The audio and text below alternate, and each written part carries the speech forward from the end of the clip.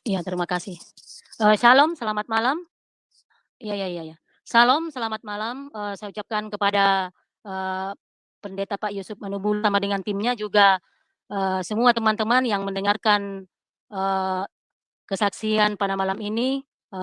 Saya sangat berterima kasih kepada Tuhan Yesus Kristus karena sudah, memberikan kepada saya kesehatan, kekuatan untuk bersaksi di tempat ini dan saya juga sangat berterima kasih kepada Pak Yusuf Manubulu, bersama dengan timnya atau krunya yang sudah, memberikan saya kesempatan untuk bersaksi di tempat ini.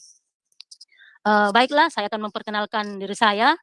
Nama saya Hadriani Hairudin, saya, berasal dari Makassar, eee, latar belakang saya muslim, eee, ibu saya, banyak yang, keluarga dari ibu saya banyak haji, terus, bapak saya itu seorang guru guru. Jadi, kalau bapak saya itu banyak orang yang berguru kepadanya, pokoknya dari beberapa kampung itu banyak berguru, di bapak saya dan katanya, perguruan bapak saya menurut dia itu, eee, bisa kalau kita berguru di tempat bapak saya itu katanya bisa menyelamatkan kita dan bisa masuk surga, seperti itu ceritanya.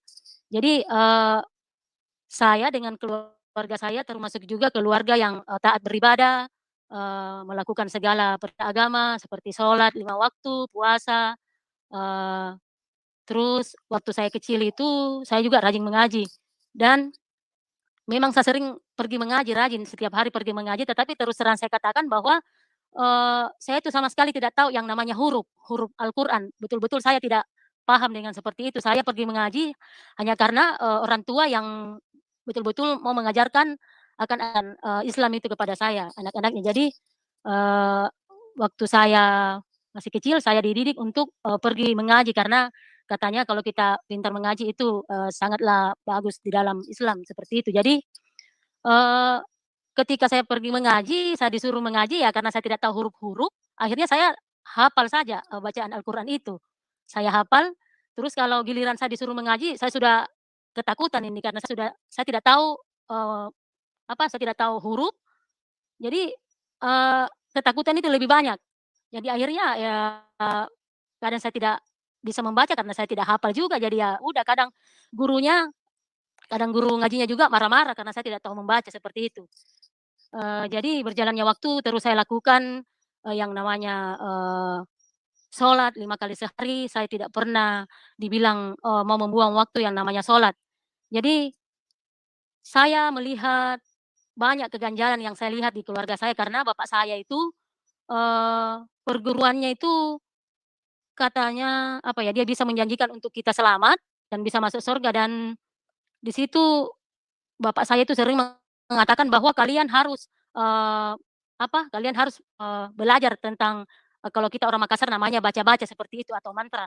Kalian harus tahu yang seperti itu apa yang saya ajarkan kalian harus tahu anak-anak saya, tetapi, saudara-saudara saya itu yang lain, dia tidak mau, hanya saya yang, berusaha untuk bagaimana saya bisa juga belajar tentang, baca-baca atau, mantra-mantra yang, diajarkan di perguruan bapak saya itu. Jadi, pernah suatu saat saya belajar, tentang baca-baca itu, katanya maksud dari baca-baca itu katanya kalau kita, tahu baca-baca itu ketika ada orang yang mau marah sama kita, terus, kita membaca mantra itu, maka orang yang mau marah sama kita itu tidak jadi marah, katanya seperti itu. Jadi pernah saya lakukan, di tetangga saya itu, mungkin saya tidak tahu karena, saya juga, berprofesi pada waktu itu saya seorang penyanyi penyanyi, band lah kalau kita di Makassar.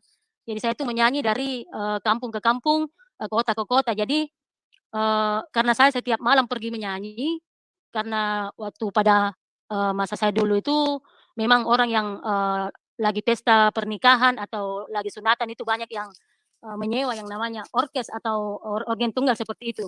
Jadi, setiap hari saya pergi, jadi mungkin tetangga saya itu ada iri.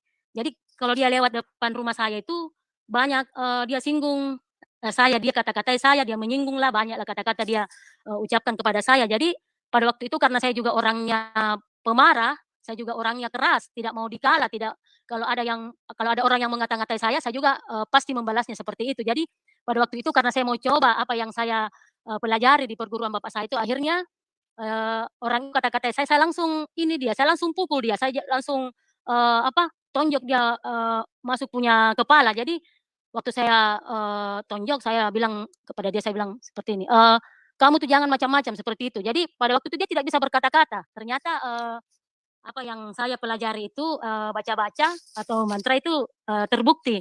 Jadi tapi apa ya, terlalu banyak keganjalan yang saya aneh. Terus nenek saya itu juga, orang tua saya sering, dia berkunjung ke kuburan. Kalau mau masuk puasa itu, eee, mereka sering, menyuruh kita untuk berziarah ke kuburnya nenek, kakek, katanya, eee, "Ke sanalah ke kuburannya kakek kamu karena, minta di sana apa, kesehatan supaya kita bisa lalui ibadah puasa ini dengan sehat, kuat." Tapi di situ saya bilang, "Kok," saya bertanya-tanya dalam hati saya bilang, "Kok kita pergi minta kekuatan, di kuburan, itu kan orang itu kan sudah mati, kok bisa seperti itu?" Tapi namanya kita disuruh, namanya kita harus, mendengar ajaran orang tua, ya kita, ke sana aja, ziarah kuburan. Jadi, eee, saya sambung lagi tentang, bapak saya. Jadi bapak saya itu, memang, dia apa ya, guru yang istilah kata banyak dikenal orang itu, katanya kalau kita berguru di situ katanya, banyak yang merasakan kedamaian, hidupnya juga kayak, istilahnya, mulai naik yang dulunya miskin, dengan kita berguru minta baca-baca atau mantra di, bapak saya itu katanya, kehidupannya bisa berubah seperti itu. Dan bapak saya itu juga, sering dipanggil kalau, ada orang mati, terus, mau diambil malam ketujuhnya seperti itu kalau kita orang Makassar. Jadi dia dipanggil untuk, baca-baca kayak pisang, ada lauknya apa seperti itu. Jadi, orang mengenal bapak saya itu bahwa, bapak saya itu pintar lah, istilahnya, perguruannya itu sangat hebat seperti itu. Jadi, selain itu juga bapak saya itu sering dipanggil kalau ada orang yang mau bangun rumah baru di situ dia dipanggil katanya, "Bapak bisa melihat, bahwa apakah tempat yang akan ditempati bangun rumah ini, bagus tempatnya atau tidak," seperti itu. Jadi bapak saya itu memang, banyak kelebihannya menurut ajaran dia, menurut, perguruan dia yang dia dapatkan. Jadi, eee, orang tua saya juga itu, apa ya, dia tuh sering mengatakan bahwa, jangan kenal dengan orang Kristen karena orang Kristen itu kafir. Ya apalagi saya teringat sekali dengan mama saya.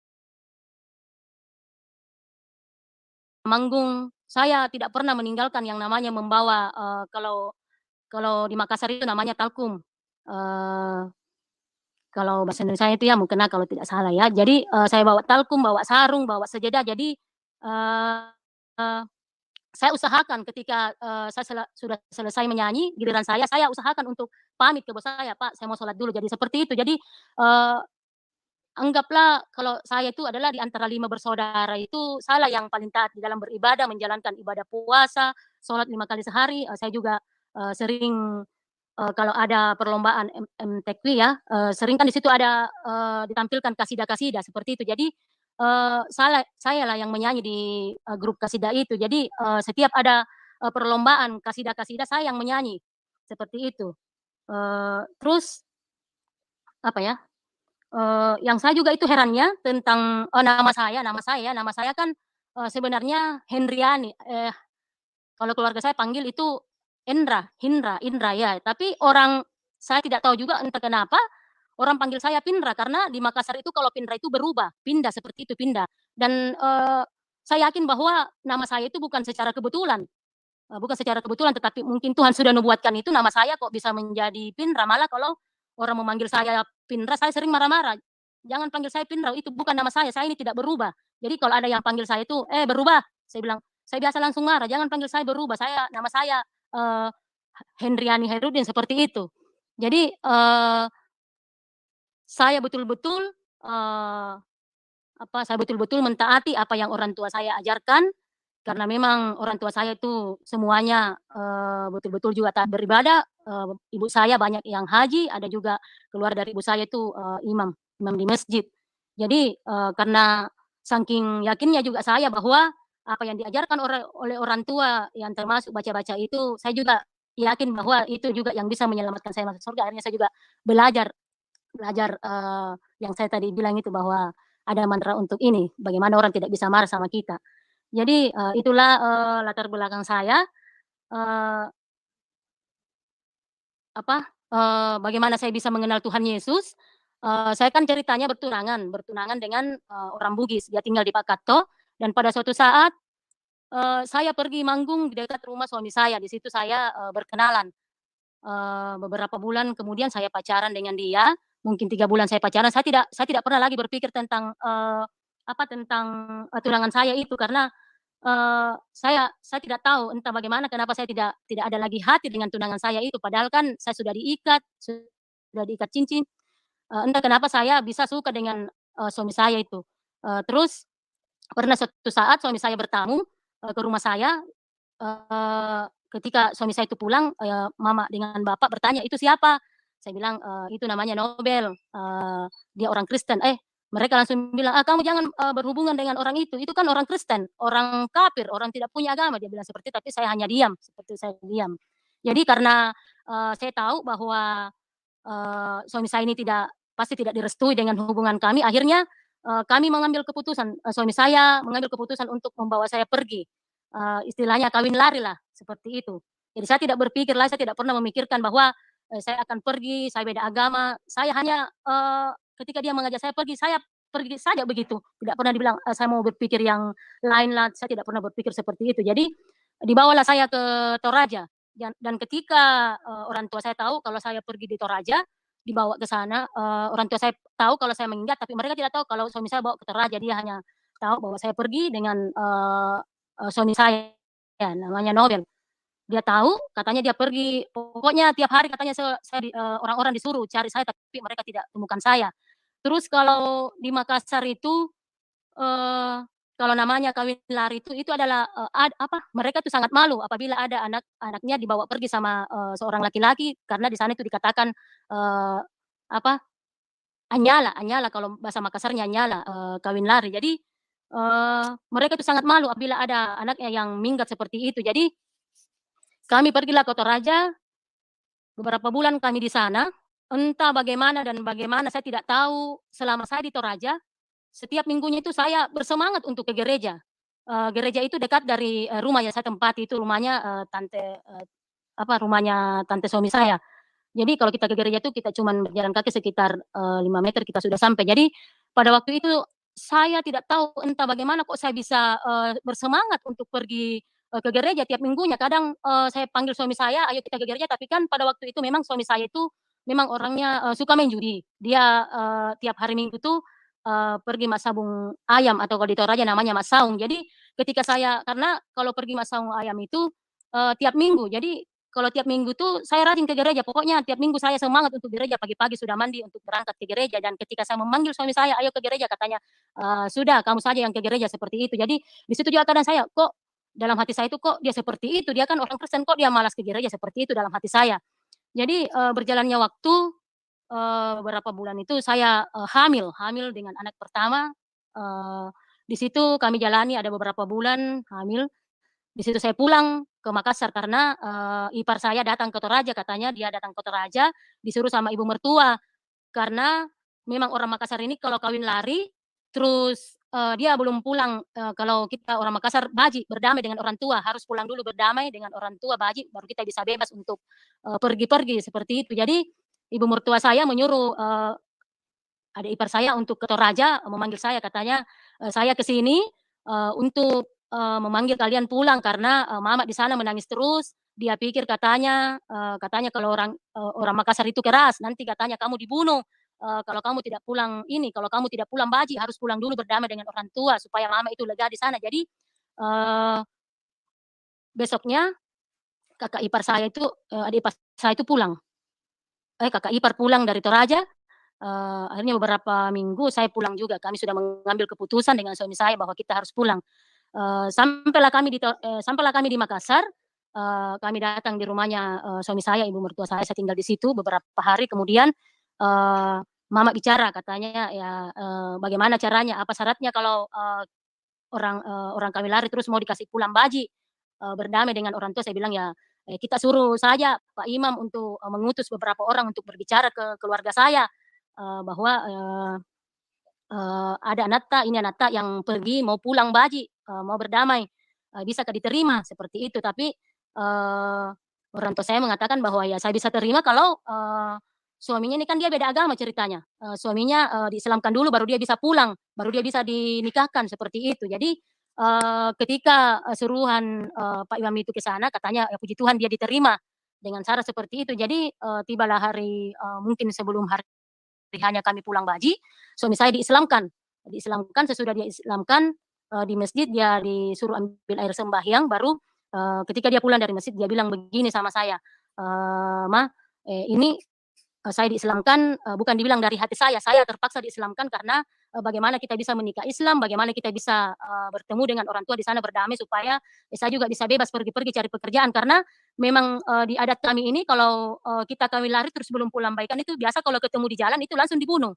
Apakah itu keluarga dari ibu saya, dari bapak saya, kalau dia melihat salah satunya dari saya, apakah dia lihat langsung dibunuh ataukah dilihat di atas, angkot atau kalau kita di sini PT-PT ya. Jadi dimanapun kita dilihat itu kalau kita belum, pulang baji itu resikonya tinggi, kita bisa dibunuh seperti itu. Jadi, singkat cerita kami pulang baji, berdamai. Jadi karena, biasanya yang saya lihat itu kalau kita pulang baji itu, rombongan sudah datang ke rumahnya perempuan itu biasa ada dari pihak keluarga bapak atau ibu yang, memukul, pihak laki-laki seperti itu, suami saya. Jadi pada waktu itu kita juga kayak agak, takut karena takutnya nanti suami saya dipukul oleh keluarga saya, katanya itu maksud dari dia pukul supaya malunya itu sudah hilang dan dendamnya itu sudah hilang seperti itu. Tapi puji Tuhan pada waktu kami pulang bajikan itu, pulang berdamai, mereka tidak ada yang dibilang mau bergerak untuk memukul, tapi mereka, dia terima kami dengan sukacita seperti itu. Jadi, setelah itu kami pulang baji, tinggallah kami di rumahnya orang tua saya, suami saya juga tinggal bersama orang tua saya di situ, lahirlah, beberapa bulan, kemudian lahirlah anak saya yang pertama, nama anak saya itu namanya Alfian. Jadi, pada waktu dia lahir, kami, sepakat dengan suami saya karena suami saya ini orangnya dia tidak enakan bagaimana ya, dia itu tidak mau menyusahkan orang tua karena, pekerjaan orang tua saya ini juga dia hanya tukang batu, baru pada waktu itu memang, pekerjaan tukang batu itu kadang ada, kadang tidak ada, seperti itu. Jadi, suami saya mengambil keputusan untuk kita cari, kontrakan yang murah, seperti itu. Jadi, pada waktu itu adik saya bilang, "Oh ada kontrakan di situ, mungkin kamu bisa masuk di situ." Akhirnya kita, pindahlah dari situ. Sampai di situ, di kontrakan itu karena suami saya belum mempunyai pekerjaan, dia belum mempunyai pekerjaan, akhirnya, pada waktu sayalah yang pergi menyanyi. Jadi kalau saya pergi menyanyi, suami saya tinggal di rumah jaga anak saya. Jadi, kalau hari Minggu itu suami saya, bawa anak saya ke gereja, dia masuk ke rumahnya karena, jarak jarak yang kontrakan yang saya tempati itu dengan rumah suami saya di gereja, rumah suami saya itu dekat juga dengan gereja, terus jaraknya itu tidak begitu jauh, kalau mungkin kita naik ojek cuma bayar 5.000. Jadi, setiap minggu itu saya betul-betul bersemangat untuk pakaikan baju anak saya itu untuk pergi bergereja, malah saya yang sering, bilang sama suami saya, "Suruh itu, Alvin pergi gereja, nanti saya kasih mandi," seperti itu. Jadi, berjalannya waktu karena suami saya juga pusing tinggal di rumah, tidak ada pekerjaan, akhirnya, beberapa bulan kemudian dia, ambil keputusan untuk mau pergi, ke Palopo. Di Palopo itu, ada omnya yang mempunyai kebun coklat, di situ dia, bekerja dan ketika dia mau berangkat beberapa, minggu sebelum dia berangkat, dia bilang sama saya, "Sudah kamu, tinggal lagi sama, mama di sana karena kampung saya itu namanya Limbung, kamu tinggal dengan mama di Limbung karena tidak mungkin, saya mau suruh kamu tinggal dengan, Alvin 2 orang di kontrakan ini." Jadi saya bilang, "Ya ya sudahlah kalau memang seperti itu." Jadi, singkat cerita pergilah dia di Palopo, tiap bulannya dia kirim uang. Berjalannya waktu, dia pulang, eee, setelah dia pulang dia juga berusaha untuk pergi, ojek, pada waktu itu kami beli becak dan dia juga sempat membawa becak, dia juga pokoknya suami saya itu juga orangnya karena dia tidak mau berpangku tangan, dia mau karena dia tahu bahwa ada keluarga saya yang saya mau hidupi, akhirnya dia, serabutan dia kerja, dia sudah juga jual kacamata, bawa becak, ojek juga, tetapi, tetap juga suami saya itu karena dia kan pemain judi, jadi tetap dia, masih melakukan yang namanya judi, seperti itu. Jadi, sesudah itu saya hamil, anak yang kedua hamil, Sesudah itu kami jalani terus, akhirnya suami saya terus juga masih terus main judi. Eee, Ketika itu, suami saya, dia bilang lagi seperti ini, "Lebih bagus kita, apa, kalau ini kita jual-jualan di rumahnya mama," seperti itu. Jadi kami jual-jualan, ya jual-jualan kecil lah, seperti kita jual, sabun, gula, jadi kita jualan di situ. Dan beberapa bulan kami jualan di situ, akhirnya, lahirlah anak saya yang kedua, namanya Agustin Paimbonan. Di situ, suami saya lagi bilang seperti ini, "Lebih bagus kita cari kontrakan lagi karena, kita sudah punya anak 2, tidak enak kita kalau mau membebani orang tua, sedangkan orang tua juga kerjanya tidak menentu." Dia bilang seperti itu. Ya sudah, kita cari lagi kontrakan, kontrakan itu tidak jauh juga dari, rumah orang tua kami. Kalau kita jalan kaki ke sana itu, sebentar baru kita sampai di kontrakan itu. Jadi, berjalannya waktu kami tinggal di sana sambil juga masih tetap menyanyi karena, suami saya juga, eee, belum ada pekerjaan tetap. Akhirnya pada, beberapa beberapa lama kami tinggal di sana, ada temannya yang tawari, bisnis itu namanya UPO. Katanya bisnis itu kalau kita cari orang, semakin banyak kita dapat orang, bonus kita akan bertambah seperti itu. Jadi, tiap pagi itu dia pergi, karena pada waktu itu, kami juga saudaranya dia punya motor kan, jadi dipinjamnya lah itu untuk pergi, cari orang. Jadi tiap pagi dia pergi, pulang itu, subuh dia pulang jam 4, jam 3, setiap hari dia seperti itu. Akhirnya, pernah suatu saat saya bilang, "Bapak dari mana?" Dia bilang, "Ya cari orang toh." Saya bilang, "Kok cari orang sampai jam 4 subuh, jam 3 subuh?" Di situ setiap hari karena dia pulang jam 4, jam 3 setiap hari. Akhirnya saya marah di situ juga, saya sudah tidak tahan. Pokoknya di situ setiap hari saya bertengkar, tidak ada hari tanpa bertengkar. Jadi, eee, singkat cerita, pada waktu itu saya tinggal di sana, saya hamil, anak yang ketiga. Iya, jadi, pernah suatu saat, saya bertengkar hebat dengan dia, karena dia juga orangnya keras, saya juga keras, tidak mungkin mau baku dapat. Jadi, pada waktu itu, waktu kami bertengkar hebat itu, saya sementara hamil, mungkin dia sudah tidak tahan lagi, dia bilang seperti ini, "Sudah, kalau memang, seperti itu maumu, biar kita, pisah saja. Besok pagi saya bawa kamu ke rumahnya orang tua kamu, eee, saya akan ngomong sama orang tua kamu bahwa saya sudah tidak tahan lagi dengan anaknya Bapak." Jadi, paginya itu dia panggil saya, "Ayo kita ke rumahnya orang tuamu, saya akan bawa kamu ke sana." Pada waktu itu saya terus menangis dan menangis karena mungkin dari semalam saya bertengkar, mata saya jadi bengkak. Jadi, pagi itu saya dibawa ke sana, anak saya ikut, yang pertama dengan anak yang kedua sambil saya sementara hamil. Jadi sampai di sana, di rumah orang tua saya karena dekat dari kontrakan saya dengan, rumah orang tua saya, sampai di sana dia, panggil ibu dan bapak, "Pak, Ibu sini duduk." Situ bapak sama ibu duduk di kursi katanya seperti ini, "Bu, sekarang, saya ngomong sama ibu bapak, ini anaknya bapak saya kasih kembali karena saya sudah tidak tahan lagi dengan anaknya bapak. Biarlah kami pisah, kami tidak cocok lagi." Terus kata, saya masih ingat hari itu bapak saya bilang, "Kenapa kamu seperti itu? Jangan kau pisah dengan anak saya, dia kan lagi hamil."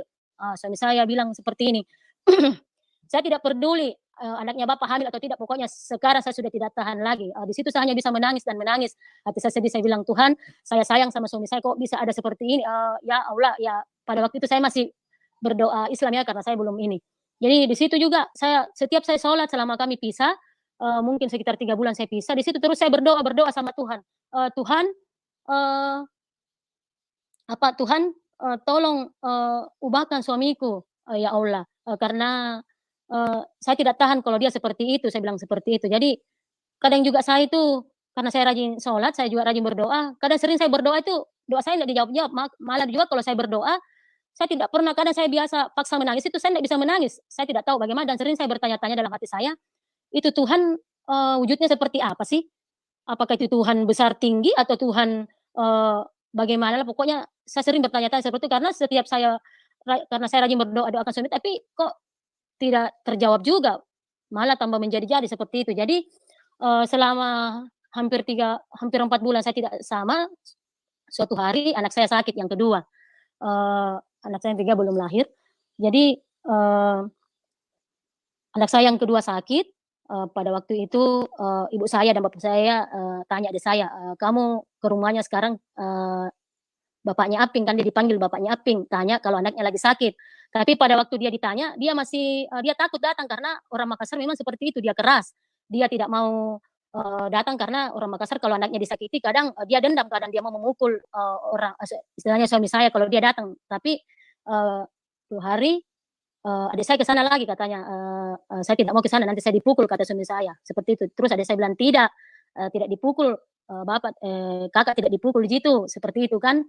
Eee, Datang karena anaknya lagi sakit parah. Jadi pada waktu itu, datanglah dia, kedua harinya dia datang. Dia datang sama ibu mertua saya, dan anak saya itu tambah parah kalau, anak saya itu sakitnya itu apa ya, mata tinggi kalau kita, kalau kita orang Makassar namanya sintakan, seperti itu. Jadi, nenek saya ini mengatakan bahwa, ada di situ, tetangga yang pintar, mengobati namanya sintakan atau mata tinggi. Karena anak saya itu kalau kita lihat itu dia tidak mau membuka mulutnya, giginya terus digertakkan seperti itu. Kalau kita kasih sendok masuk di mulutnya, dia tuh gigit itu sendok. Jadi di situ kita takut karena kata nenek saya banyak orang yang seperti itu, kena seperti itu meninggal. Jadi kita takut. Akhirnya kita bawalah, anak saya itu namanya Agustin, kita bawa ke ya dukun. Jadi saya lihat itu waktu dia obati dia hanya, air yang dia tiup baru, sesudah anak saya minum air itu ya di situ juga dia langsung sembuh. Akhirnya dibawalah pulang ke rumah, sampai di rumah, suami saya yang gendong anak saya itu dia taruh di atas tempat tidur, terus mertua saya ada di ruang tamu, saya di kamar dengan suami saya. Saya bilang seperti ini, saya peluk suami saya baru saya bilang, "Pak saya minta maaf, saya memang salah." Dan entah apa yang saya tidak tahu juga kok tiba-tiba saya bilang, "Ya, saya berjanji saya berjanji Pak, saya akan ikut keyakinannya Papa." Terus suami saya bilang, "Ya terserah kamu, saya tidak pernah paksa kamu untuk ikut keyakinannya saya," seperti itu. Jadi, eee, berjalannya waktu, anak saya lahir yang ketiga. Jadi, setelah anak ketiga kami lahir, kami putuskan untuk tinggal, suami saya memanggil saya untuk tinggal di rumahnya, di rumah mertua saya, pergilah saya ke sana tinggal. Beberapa bulan kami tinggal di sana, anak saya juga sudah bertambah umurnya, berapa bulan dia ya, mungkin 3 bulan, kami tinggal di rumahnya ibu mertua. Di situ pernah suatu saat saya mimpi, mimpi saya itu katanya ada orang yang mau membunuh saya, dia pakai parang, parang panjang dia mau bunuh saya. Jadi saya katanya lari, tiba-tiba saya dapat jalan raya, di jalan raya itu ada mobil lewat, mobil truk lewat, terus, katanya mobil itu berhenti, saya naik. Tiba-tiba waktu mobil itu berhenti karena orang ini sudah mau tangkap saya untuk saya dibunuh, akhirnya datanglah dari atas, saya melihat dari langit Tuhan Yesus turun ke bawah untuk, menghampiri saya, dan ketika dia datang menghampiri saya kaget, "Kok, siapa ini kok, pakaiannya berkilau-kilau, putih, rambutnya panjang, orangnya juga putih." Terus dia bawa saya naik, terbang ke atas langit seperti itu, jadi saya terbang dengan Tuhan Yesus. Terus beberapa minggu lagi saya mimpi, ketemu lagi dengan Tuhan Yesus. Ini ceritanya, saya katanya mau disantet atau kalau kita di Makassar diguna-guna ya seperti itu. Jadi saya katanya dikejar dengan orang yang, kepalanya botak, dia mau, guna-gunai saya dan saya lari dan saya tidak tahu saya mau lari ke mana, tiba-tiba saya, dapat rumah panggung karena kan, kalau kita orang Makassar itu rumah panggung, rumah kayu ya, yang rumah dulu. Saya tibalah di suatu rumah, di situ katanya saya baru mau naik ke rumah itu karena orang itu sudah hampir, mendapatkan saya untuk, memegang tangan saya, akhirnya saya lihat dari atas, Tuhan Yesus lagi datang. Karena saya tahu kalau dia Tuhan Yesus karena di rumah mertua saya itu ada foto Tuhan Yesus yang berbaju putih, rambut panjang, makanya saya tahu bahwa itu adalah Tuhan Yesus. Jadi saya dibawanya naik, dirangkul, baru diangkat naik, terbang sama Tuhan Yesus sampai di atas, eee, saya terbang katanya saya lihat itu ada semacam foto-foto, foto-foto setengah badan dia kelilingi saya, mengelilingi saya dan pada waktu itu semua berpakaian putih, tapi ada yang rambutnya pendek, ada yang rambutnya panjang, tetapi yang saya tahu hanya muka Tuhan Yesus. Di situ tiba-tiba saya terbangun. Jadi di situ, kalau saya bangun pagi saya bilang, ketika saya mimpi saya selalu bertanya, "Ini siapa ya? Kok, dia selalu menyelamatkan saya di dalam mimpi saya, dia yang selalu menyelamatkan saya." Saya bilang seperti itu, "Siapakah dia? Apakah ini dia yang, dibilang Tuhan Yesus?" Seperti itu. Jadi di situ terus bertanya-tanya bahwa, kenapa ketika saya di dalam, masalah, di dalam, saya mau dibunuh sama orang, di mimpi saya itu saya lihat hanya Tuhan Yesus yang datang, seperti itu. Jadi, beberapa minggu lagi kemudian saya mimpi lagi. Mimpi saya itu katanya ada sungai, sungai itu dalam, jernih sekali sungai itu, tapi saya tidak tenggelam karena airnya itu dingin, terus, jernih. Jadi saya lihat itu di bawah air itu ada perahu, di atas perahu itu, ada Tuhan Yesus, ada beberapa muridnya di atas, saya tidak perhatikan mukanya muridnya, hanya Tuhan Yesus yang saya tahu. Pada waktu itu saya lihat Tuhan Yesus berpakaian, dia pakai kain warna merah marun, dia cuman taruh di pinggangnya, terus, dia tidak pakai baju, dia orangnya putih sekali, ganteng, saya lihat seperti itu. Jadi, saya lihat pada waktu itu Tuhan Yesus, mencelupkan saya ke air, dan saya tidak mengerti kok dia celupkan saya ke air, karena saya kan belum, mengerti yang namanya baptisan, bahwa itu adalah baptisan selam, seperti itu. Jadi, itu mimpi saya yang ketiga. Jadi, suatu hari saya bilang sama ibu mertua saya dengan suami saya bilang seperti ini, "Pak, Bu, saya sudah mengambil keputusan untuk mau mengikut Yesus." Terus kata suami saya, "Kalau kamu mengikut Yesus itu berarti kita harus, menikah menikah Kristen lagi, kita harus diberkati, pernikahan kita harus diberkati." Saya bilang, "Tidak jadi masalah." Tetapi, pada waktu kami mau diberkati, memang orang tua saya tidak tahu, orang tua saya tidak tahu, kita juga tidak kasih tahu karena kita yakin bahwa, sekalipun mereka dikasih tahu pasti mereka tidak setuju dengan, pemberkatan, pernikahan saya itu dengan, menikah Kristen, seperti itu. Jadi, pada waktu saya menikah Kristen, kembali menikah, diberkati di gereja, orang tua angkat saya itu seorang penatua juga, dan di situ saya panggil dia ibu, kalau saya panggil dia itu Indo, karena orang orang Toraja itu kalau ibu dipanggil Indo. Jadi, saya sangat berterima kasih kepada ibu saya itu yang sudah menjadi, orang tua angkat saya waktu saya diberkati di gereja, menikah di gereja. Jadi, sesudah saya diberkati, pindahlah saya ke dekat gereja, rumah itu kosong, rumah itu termasuk juga, apa, keluarga lah, rumah keluarga, rumahnya nenek. Jadi di situ saya tinggal, karena saya sudah yakin bahwa saya betul-betul mau mengikut Yesus, dan ketika saya tinggal di sana ada radio-radio yang dulu itu, radio itu sering saya kasih bunyi dan ketika saya kasih bunyi, radio itu yang selalu saya dengar itu yang khotbah Pak Gilbert, karena kan selalu, pembawa acara itu, bilang bahwa kita akan, akan dipimpin ibadah oleh Pak Gilbert. Jadi pada waktu Pak Gilbert itu khotbah, di situ saya sering menangis, tidak terasa air mata saya. Terus, di situ juga waktu saya tinggal di situ, saya tiap hari baca Alkitab, eee, tiap hari baca Alkitab, baru kalau ketika saya membuka Alkitab, membaca Alkitab, di situ saya sering tidak terasa air mata saya tidak berhenti itu saya menangis itu. Saya tidak tahu juga kenapa seperti itu, saya belum tahu bahwa itu adalah Roh Kudus yang bekerja karena, saya baru masuk Kristen, saya baru percaya Yesus dan,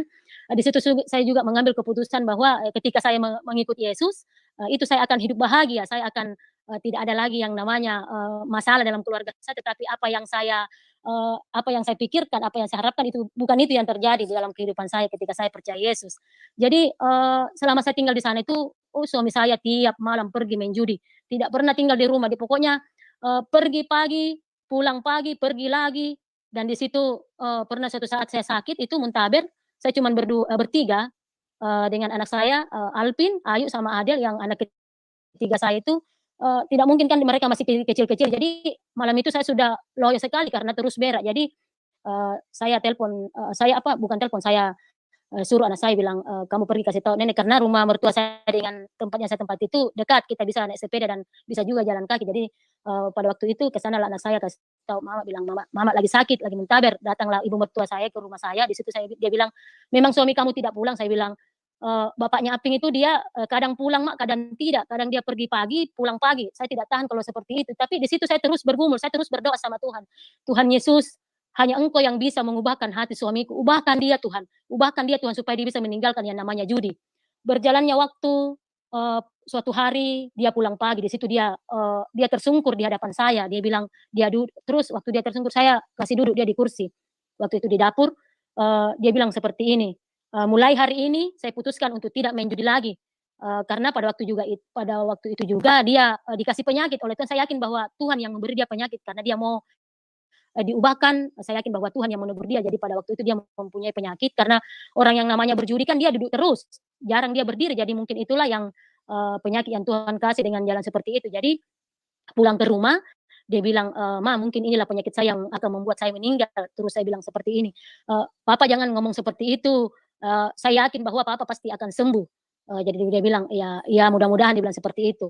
Jadi, berjalannya waktu dia sudah ambil keputusan untuk mau bertobat, sudah tidak merokok lagi karena dia memang orangnya kuat sekali merokok, bisa dikata itu dia, 1 hari itu dia bisa kasih habis itu berapa bungkus. Jadi, eee pada waktu itu dia sudah mengambil keputusan untuk berhenti merokok, untuk tidak main judi lagi karena katanya tidak mungkin, main judi ini saya mau turunkan kepada anak saya bahwa, kamu harus, menjadi pemain judi seperti bapak, tidak mungkin. Jadi, di situ ketika dia sudah, menyadari kesalahannya, dia sudah mau bertobat, di situ saya, langsung masuk ke kamar berdoa, "Terima kasih banyak Tuhan Engkau sudah menjawab doaku. Tuhan itu memang betul-betul Engkau Yesus yang, bisa memulihkan hati, seseorang," saya bilang seperti itu. Jadi, berjalannya waktu, ada panggilan dari Jakarta, karena omnya ada di Jakarta, dia tinggal di Antasari, di sana dia ada usaha bingkai, jadi dipanggilnya suamiku ke sana. Dipanggil suamiku ke sana, dia ke sana, saya dengan anak saya masih tinggal di sini. Karena kata suami saya, biarlah saya dulu yang ke sana, baru kalian menyusul. Jadi beberapa bulan kemudian, karena suami saya juga dia tidak mau pisah dengan anak-anaknya, dengan istrinya, akhirnya dia datanglah menjemput saya. Akhirnya kami ke sana, dibawa sama suami saya sampai di sana di Jakarta. Saya tinggal dengan om saya. Di situ beberapa bulan kami tinggal, kami juga bilang sama om, kami juga mau usaha sendiri, usaha bingkai kecil-kecilan biar kecil. Tapi kan kalau di Jakarta itu kan biaya kontrakan itu kan mahal. Kadang 10 juta, bisa juga lebih 10 juta kan. Jadi pada waktu itu karena om bilang ya ya nanti kita carikan kontrakan untuk kalian bisa usaha sendiri. Jadi ketika kami mau buka usaha, karena om sudah mendapat tempat kontrakan di rumahnya pada waktu itu, yang punya rumah itu kontrakan namanya Babe. Jadi kami tinggal di Kemang. Beberapa bulan kami tinggal di rumahnya om, kami akhirnya usaha sendiri dan memang ada motor yang kami tinggalkan di sini di rumah. Itulah yang kami telepon ibu saya, Bu, tolong motor itu dijual baru kirim ke sini uangnya karena kami mau mengontrak di sini, kami mau usaha sendiri. Jadi seperti itu berjalannya waktu kami jalani usaha itu, dan usaha itu kami beri nama Makassar Prem karena kami dari Makassar. Jadi usaha bingkai itu kami kasih nama Makassar Prem. Berjalannya waktu di situ lagi proses Tuhan luar biasa yang kami hadapi di situ. Karena kami di situ sudah mendapatkan gereja karismatik MBC, di situ yang dinaungi oleh Pak Tony siapa itu hari ya, pokoknya Pak Tony lah namanya. Di situ kami bergereja, tiap minggunya kami bergereja dengan om saya, karena kan Antasari dengan Kemang itu ya termasuk jauh juga sih, tapi kalau kita naik bajai, kita tidak sampai 1 jam baru tiba di situ. Jadi tiap minggu kami diajak sama om untuk bergereja di gereja itu. Akhirnya kami pergi sampai di gereja, kami lama bergereja di situ. Akhirnya suami saya terpilih menjadi aser dan saya juga ditunjuk menjadi guru sekolah minggu. Tetapi itu semakin kami mau tahu apa sih rencana Tuhan dalam hidup kami semakin diperhadapkan dengan masalah seperti itu. Jadi waktu kami tinggal di sana, karena kami dapatkan bahwa di gereja itu bahwa ada saat teduh itu pagi ya, kalau kita katanya saat teduh harus pagi-pagi jam 4 subuh atau jam 5. Jadi pada waktu kami tahu bahwa kita harus butuh saat teduh pagi karena kita harus mencari sinyalnya Tuhan pada pagi hari baru kita bekerja, saya lakukanlah seperti itu. Jadi waktu saya pertama lakukan saat teduh itu, saya hanya kasih bangun anak-anak berdoa, ayo bangun. Dan ketika suami saya kasih bangun, dia tidak mau. Saya bilang seperti ini, kok tidak mau? Dia bilang, udah saat teduh aja lah sendiri. Saya bilang seperti itu. Di situ saya bergumul lagi, Tuhan jamah hati suamiku untuk mau bersama dengan kami saat teduh, untuk kami bisa berdoa bersama-sama dengan dia untuk datang kepadamu Tuhan. Puji Tuhan, tidak berapa bulan, mungkin ada 1 bulan, suami saya akhirnya ketika pada suatu hari saya bangunkan saat teduh, akhirnya dia mau. Di situ saya berterima kasih Tuhan engkau menjamah suami saya. Terus kami terus diproses. Pada suatu hari itu anak saya sakit. Dua-duanya ini karena anak pertama saya tidak bawa ke Jakarta, cuman anak perempuan saya ini anak kedua dengan anak ketiga saya bawa ke Jakarta. Akhirnya suatu hari itu dia pernah muntah-muntah. Terus waktu muntah-muntah itu kami tidak tahu apa yang menyebabkan dia muntah-muntah, sedangkan pada hari itu makanan yang kami makan itu sama. Jadi pada waktu dia muntah-muntah, mereka itu tidak berhenti muntah. Pokoknya muntah terus dan pada akhirnya mereka bibirnya sudah biru, mukanya sudah pucat, dan di situ kami berdoa. Kami anak saya, suami saya gendong anak pertama saya gendong anak ketiga saya. Jadi di situ kami berdoa, Tuhan, tolong Tuhan sembuhkan anak kami ini karena Tuhan tahu bahwa kalau kami bawa ke rumah sakit, kami tidak punya biaya untuk bayar rumah sakit. Jadi kami telepon lah om kami tuh, "Om, ini anak saya lagi sakit begini-begini." Dia bilang, "Kamu bawa ke ini, ke apa ya, ke," dia juga sih termasuk praktek di situ, tapi kebanyakan warga di situ di Kemang kalau ada sakit dia bawa ke situ. Jadi om saya bilang, "Ya sudah kamu bawa anakmu ke situ." Sampai di sana karena kami sudah panik, dokter itu bilang, "Ya, saya hanya kasih bantuan ini suntikan," karena dia dari rumah itu sampai ke tempat itu dia tidak berhenti muntah. Baik itu anak kedua saya dengan anak ketiga tidak berhenti muntah, pokoknya mukanya sudah pucat, bibirnya sudah biru. Jadi di situ dokter hanya bilang, "Ya saya hanya bisa kasih ini bantuan memasukkan suntikan seperti itu supaya dia tidak ini." Jadi kami pulang itu karena dokter itu bilang, "Kamu harus bawa ke rumah sakit karena anak kamu nih betul-betul sudah tidak ada cairannya karena muntah terus." Jadi kami berpikir, saya bilang begini sama suami saya, "Bagaimana ini kita tidak punya uang lagi, kita tidak punya untuk bawa ke rumah sakit." Akhirnya kami ambil keputusan untuk bawa pulang anak kami. Begitu sampai di rumah kami tutup pintu rumah saya, karena rumah saya pada hari itu rumah ada atas, ada bawah. Jadi di atas kami tidur, jadi kami berdoa di ruang bawah. Di situ kami berdoa, kami berpegangan tangan dengan suami saya, "Tuhan Yesus, tolong Tuhan, hanya Engkau yang berkuasa menyembuhkan anakku ini Tuhan. Saya yakin bahwa mujizat-Mu terjadi." Belum beberapa menit saya habis berdoa, kami habis berdoa, anak saya itu sudah mulai berkurang muntahnya, sudah dengan beberapa menit, 5 menit begitu berkurang, akhirnya beberapa menit dia baru muntah. Jadi akhirnya dengan berkurangnya dia muntah, akhirnya puji Tuhan mereka ketiduran, mereka tidur, akhirnya ketika mereka bangun anak saya sudah merasa enak. Di situ saya melihat bahwa luar biasa Tuhan Yesus. Di situ betul-betul betul-betul saya merasakan akan kebaikan Tuhan, bahwa memang Tuhan Yesus adalah Allah yang hidup, Allah yang tidak pernah menutup telinganya untuk mendengarkan doa-doa kita. Jadi waktu berjalan, singkat cerita, eee, pernah suatu saat di situ kami terus diproses dan diproses, tetapi saya tidak pernah berniat untuk mau meninggalkan Tuhan Yesus. Saya tidak pernah berniat bahwa, "Kok saya ikut Tuhan Yesus seperti ini? Kok saya ikut Tuhan Yesus betul-betul penuh dengan masalah?" Saya tidak pernah berpikir seperti itu. Pokoknya saya berjanji bahwa, "Tuhan, apapun yang terjadi dalam kehidupan keluargaku, saya tidak mau meninggalkan Yesus, tapi aku mau tetap setia kepada Yesus apapun itu yang terjadi." Saya bilang seperti itu. Jadi kami terus diproses, ujian terus terjadi dalam kehidupan kami. Pernah itulah titik pada suatu hari kami pernah pada waktu itu hari Minggu, kami hanya punya uang Rp600, itu pun kami bilang sama suami saya, "Tidak usahlah kita makan, biar anak-anak kita belikan saja Indomie supaya mereka bisa makan." Dan pada waktu itu kami belikanlah Indomie, anak saya makan, kami 2 orang tidak. Hanya itu satu peristiwa yang betul-betul kami pernah hadapi, yang apa ya, betul-betul menderita seperti itu. Jadi pada hari itu juga karena hari Minggu saya telepon Om, suami saya telepon saya, "Om, kami tidak ke gereja." Om saya bilang seperti ini, "Kenapa tidak ke gereja?" katanya. Kita bilang, "Kami tidak punya uang Om." Om saya bilang seperti ini, "Kok kalian seperti itu?"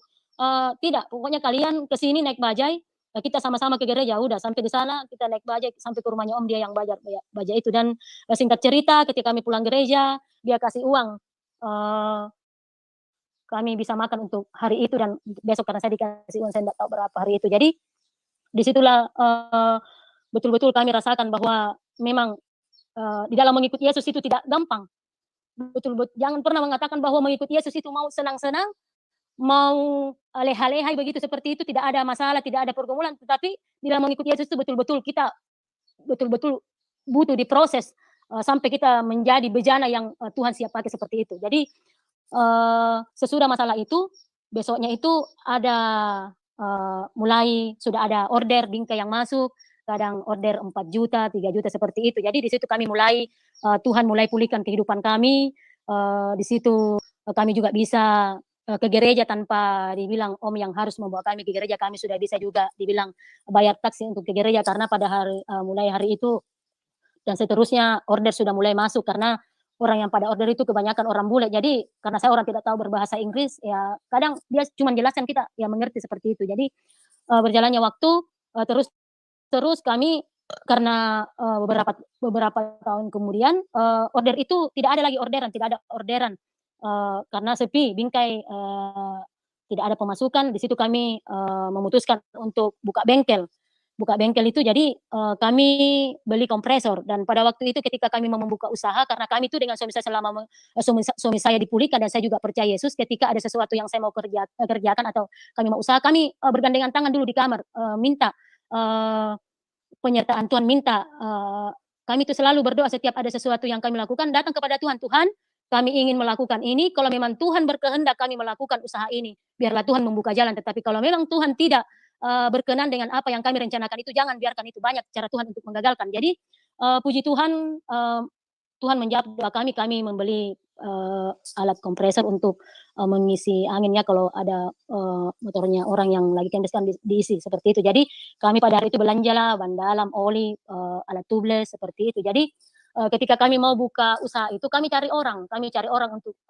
supaya ada yang bisa mengerjakan di bengkel itu, karena suami saya ini juga sibuk dengan orang yang datang bawa bingkai, dia yang layani itu, terus kami butuh untuk orang yang bisa membantu kami kerja. Akhirnya singkat cerita kami buka usaha, dan ketika usaha kami itu jalankan betul-betul luar biasa berkat Tuhan yang kami rasakan itu Padahal kalau dipikir itu usaha tambal ban kami itu tidak begitu juga dibilang, banyak, barang-barangnya yang itu Bang, mobil itu yang, motor yang kami beli itu, cuman berapa lebih 10 terus, alat tubles apa dan sebagainya cuman beberapa biji, tetapi luar biasa yang isi-isi angin itu, yang tambal-tambal ban itu yang banyak karena saya masih ingat itu 10.000 kalau tambal ban terus isi angin 2.000.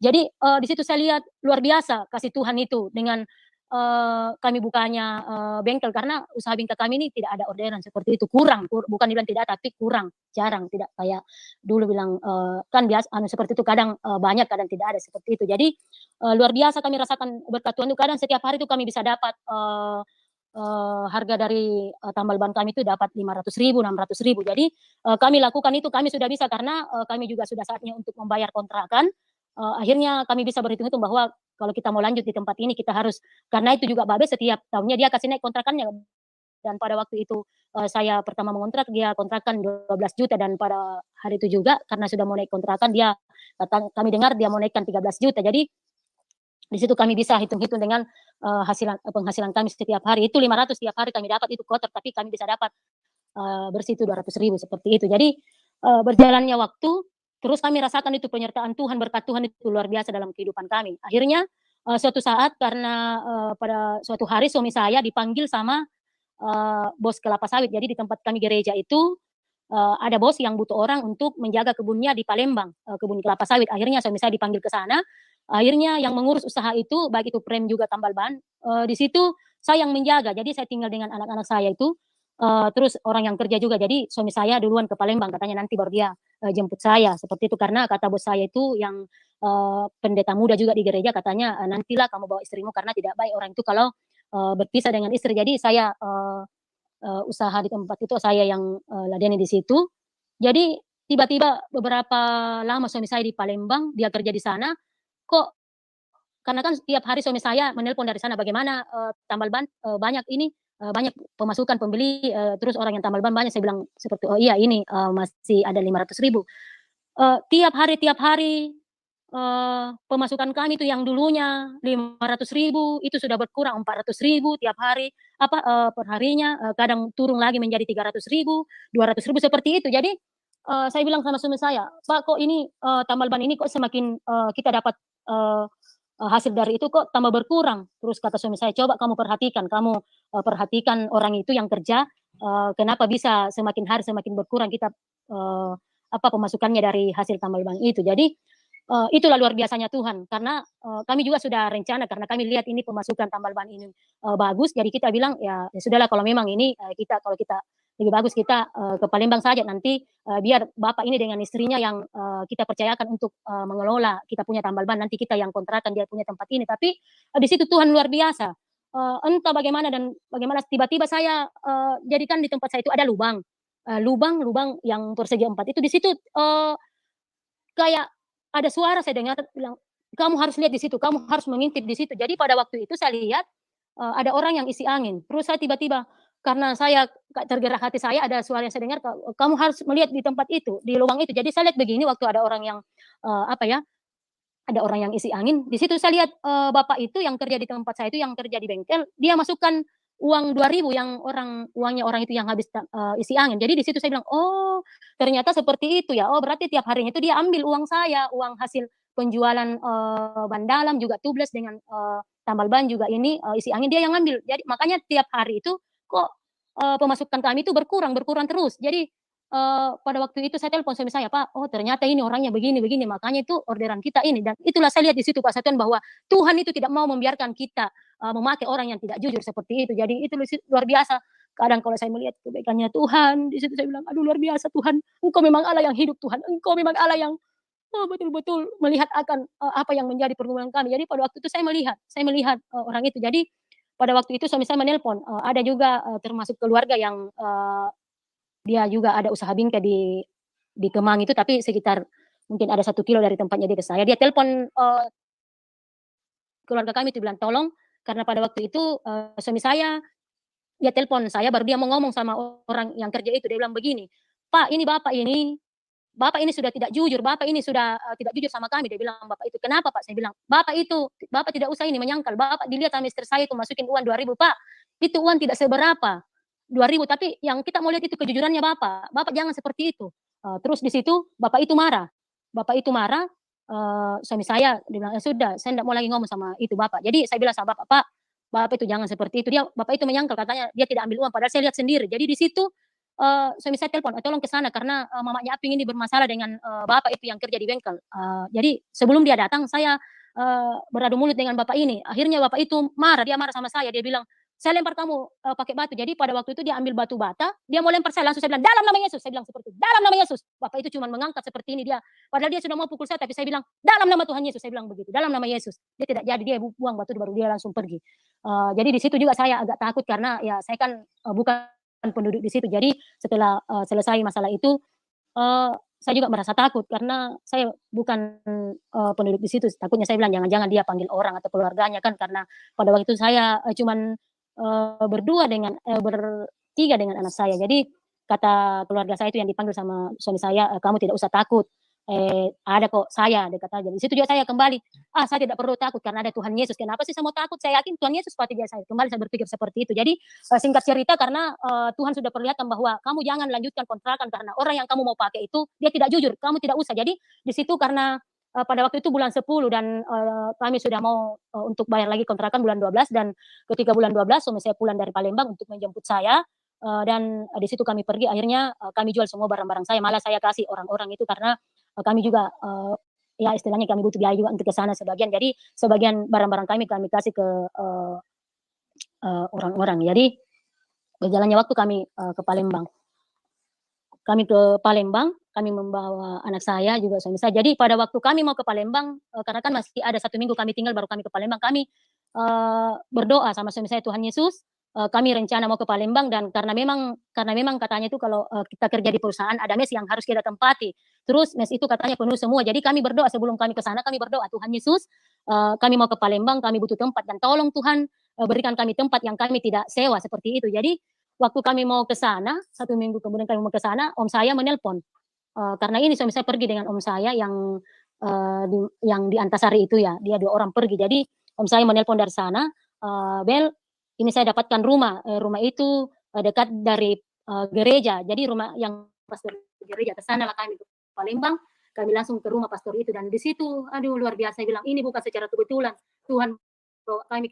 Dan pada waktu itu kami tinggal di rumah, pastor gereja, jadi rumah pastor itu berdekatan dengan gereja. Jadi di situ, Tuhan lagi mau memakai kehidupan kami untuk melayani. Suami saya diangkat menjadi penatua karena, pos PI itu gereja yang kami tempati itu GKPI, GKPI Gereja Batak kalau tidak salah ya. Jadi saya juga di situ ditunjuk jadi guru sekolah minggu, di situ suami Ya, Bu saya Hadriani. melayani tiap minggunya dia. Bu Hadriani. Ya, Pak? Ya, Bu, mic-nya Ya. mungkin bisa dekatin ke mulut soalnya suaranya agak kecil, Bu. Mic-nya.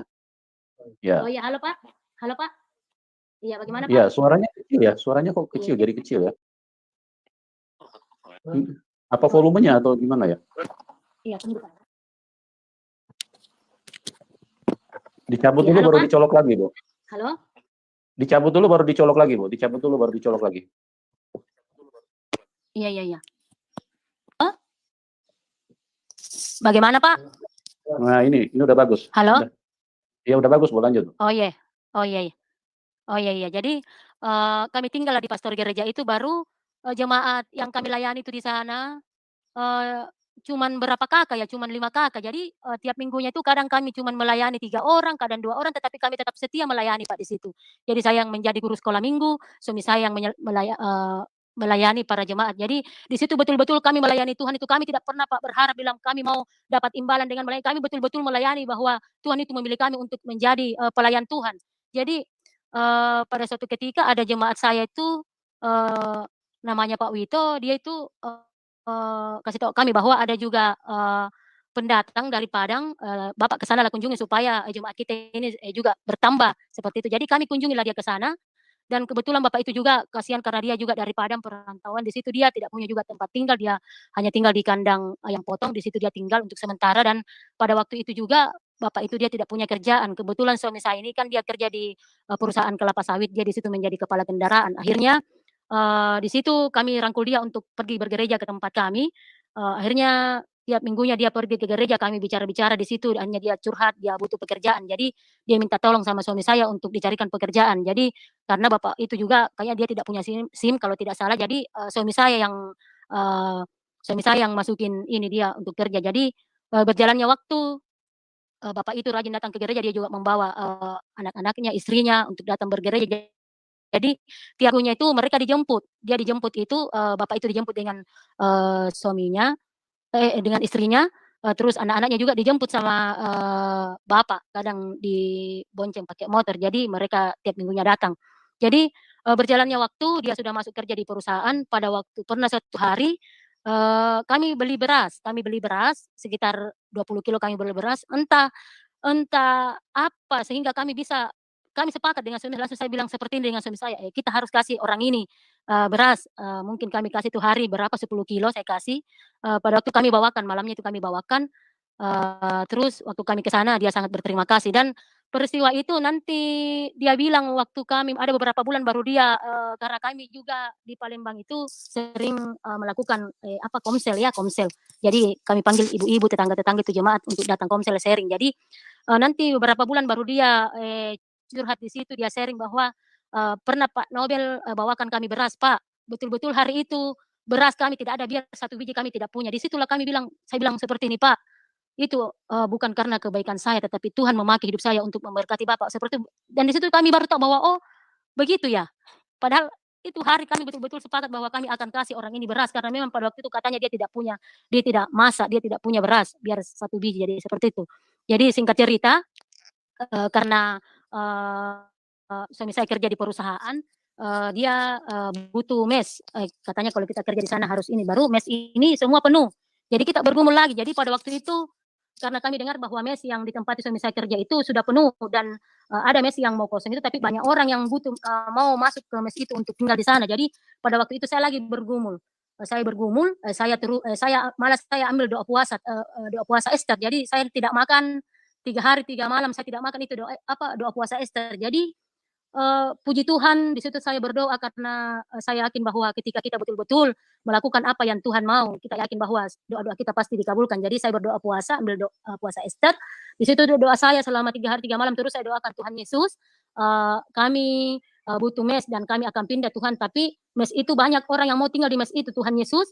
Kalau memang Tuhan berkehendak untuk kami tinggal di mes itu, berapa ribu orang pun yang mau mes itu. Kalau memang Tuhan yang berkehendak kami untuk kami yang harus tinggal di mes itu akan terjadi.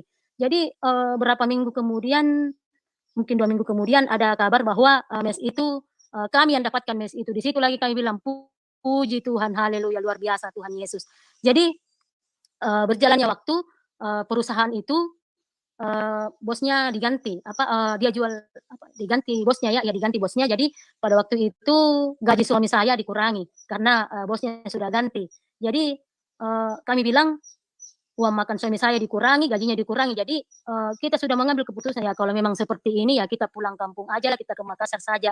Tidak usah lagi kerja di sini karena sesuai dengan hitung-hitungan kita kayaknya itu tidak sesuai lagi dengan hitung-hitungan kita, mana mau bayar motor karena kita pada itu cicil motor, mana mau bayar ini. Jadi kita bilang ya kalau memang gajinya papa terus dipotong begini, lebih bagus kita ke Makassar aja. Jadi pada waktu itu kita bergumul, kita bilang begini saja, kata suami saya, kita minta tanda sama Tuhan.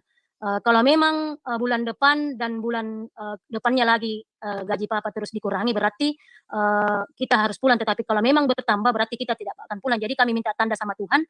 Kita bilang, Tuhan Yesus, kalau memang ke depannya gajinya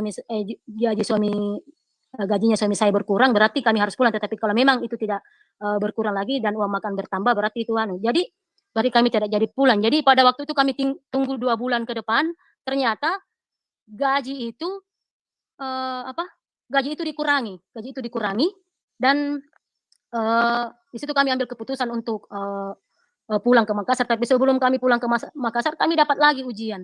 Ujiannya itu anak saya digigit anjing. Aduh, saya bilang aduh. Tapi di situ kami tidak pernah berputus asa. Anak saya digigit anjing. Terus waktu digigit anjing itu anak saya mau dioperasi, dan operasi itu jadi pada waktu itu kami bawa anak saya ke rumah sakit Caritas di Palembang. Katanya rumah sakit itu rumah sakit yang mahal. Kalau kami orang ini tidak bisa menjangkau akan biaya itu kan.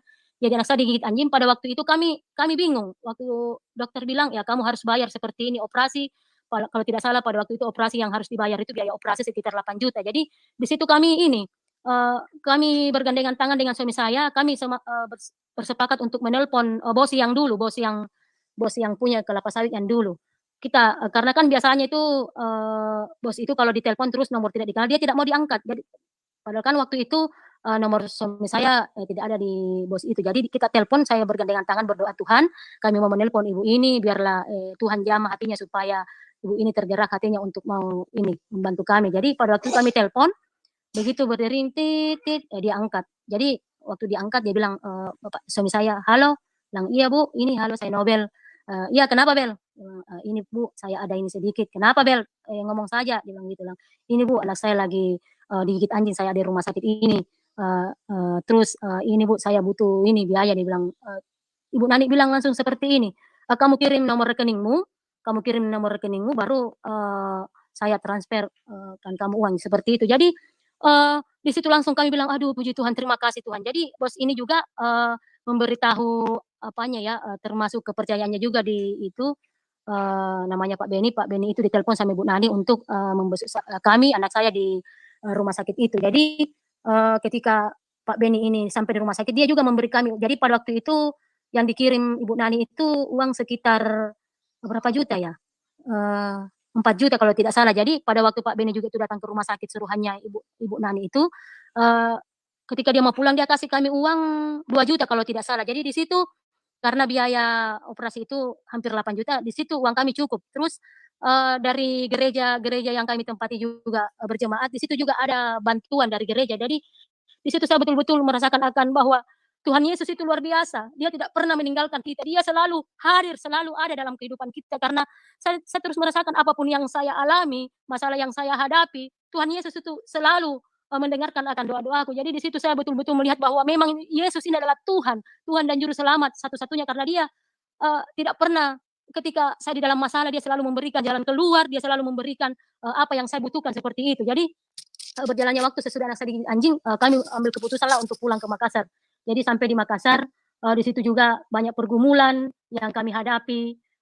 Tuhan memakai hidup saya untuk mendoakan orang sakit, sampai juga mama kandung saya, pernah saya bilang sama dia, ibu mau didoakan ya? Dia bilang, iya, saya mau sembuh nak. Karena pernah pada hari itu mama saya katanya tidak bisa berdiri, baru dia mau pergi potong padi, kan di tempat saya itu banyak sawah, jadi dia mau pergi potong padi, katanya dia tidak bisa berdiri di tempat tidur. Terus saya mendoakan dia, saya bilang, Mak, saya doakan Mama, yakin saya memiliki Tuhan, namanya Tuhan Yesus, itu keyakinan saya hanya itu, yang Tuhan Yesus yang bisa menyembuhkan Mama. Mama bilang, iya doakan. Jadi ketika saya mendoakan ibu saya, katanya dia tidak berhenti menangis. Saya bilang, oh itu Roh Kudus yang menjamah Mama itu. Jadi ketika saya mendoakan dia, saya dengar karena ini lewat komunikasi ya, sekalipun mungkin waktu saya sudah pulang ke Makassar saya berdekatan, tapi saya sering mendoakan dia lewat telepon. Karena bapak saya itu dia tidak setuju kalau dia tahu kalau saya menelpon mama saya untuk mau didoakan, karena bapak saya itu dia tidak mau didoakan, dia tidak setuju kalau mama saya didoakan. Tapi mama saya ini rindu untuk sembuh, jadi saya bilang mama mau didoakan, dia bilang seperti itu. Jadi puji Tuhan saya doakan dia, katanya besoknya itu dia sudah bisa berdiri, padahal dia tidak bisa berdiri di tempat tidur kalau mau bangun. Jadi saya doakan, puji Tuhan dia sembuh. Dia bilang, dia telepon bilang, nak, saya sudah sembuh nak.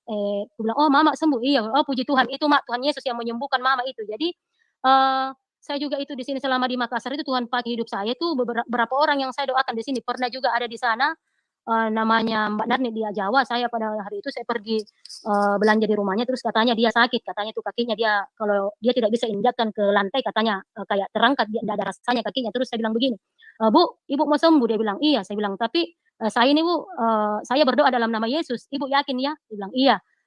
Jadi pada waktu itu saya doakan, saya bawa minyak urapan karena memang di tempat saya bergereja di sini minyak urapan, ada minyak urapan. Jadi pada hari itu saya ke rumahnya, saya bawa minyak urapan.